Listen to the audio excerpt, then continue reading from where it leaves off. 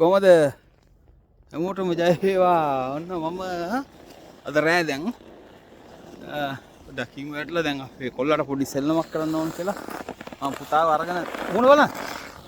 පුතාව අරගෙන මම මේ යනවා හිම නෙමෙයි මේ පාරේ ඉතින් මේක හරි හොඳයි විනෝදකාමී දෙයක්. අපි දෙන්න පොඩ්ඩක් දැන් ඔයගොල්ලෝ දැකලා දැන් අර හිමේ යන වාහන ඒ කියන්නේ පොඩි කරත්ත වලින් බල්ලෝ මිනිස්සුන් අදගෙන යන්නේ. දැන් ඒ වගේ මම අපේ පුතාව දැන් ලෙබුරන වගේක මේ දාගෙන පොඩ්ඩක් පොඩි වටයක් ඇවිදගෙන යනවා. කරගොලයි කරගොල කියන්නේ ලොක් ෆොටෝ එකට කරගොලයි නම් පාර කරගොල නෑ. ඒකට පේන ඉස්සුන හැමතැනම මේ අපේ මෑන් මේ බලන්නකෝ. එන්නේ අපේ මෑන් හිම කරත් නැක. දැන් මේක දාලා එයාව ඇදගෙන යනවා. අපි දෙන්න ඉතින් ඒකේ පොඩි ආතල් එකක් තියෙනවා. හොඳයි ඉතින්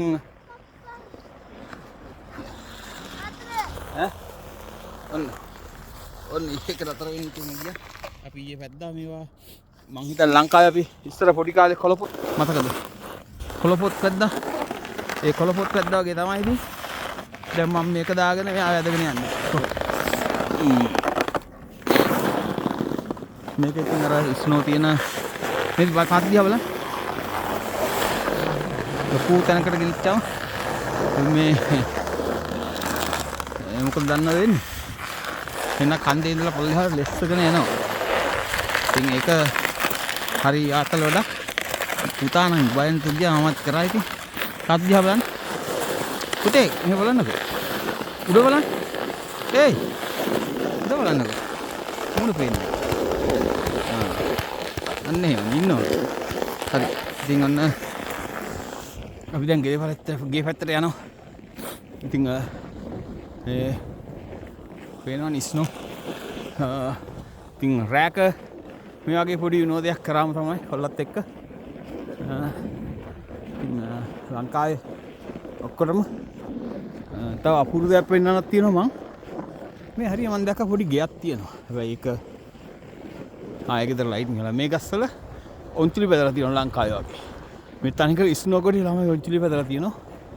හරියන්නේ එළිය හෙට්ටි වගේ ඔයගොල්ලන්ට පේන්නේ කිවල් නේ. මොකද මෙහි මිස්සින් ලයිට් දානවා ගේ ඇතුලේ. අපි වගේ එළියට ලයිට් දාන්නේ නැහැ. හරි. වාහනයක් නවත්තලා තියෙනවා.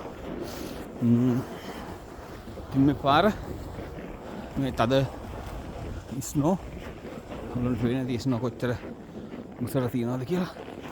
ඒ ඉතින් අපි පුතයි මා විනෝදයක් කරලා දැන් නම් ඉතින් කැනඩාව ඇඟට ඔරසු දෙනවා.